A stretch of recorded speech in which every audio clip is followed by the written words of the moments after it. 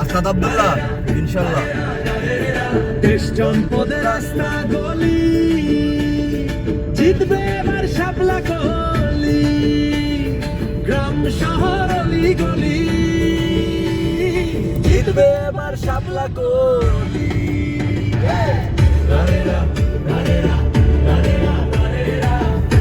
আস্তাদ আব্দুল্লাহ ইনশাল্লাহ ইনশাল্লাহ 12 তারিখ সারাদিন শাপলাকলি মার্কায় ভোট দিন।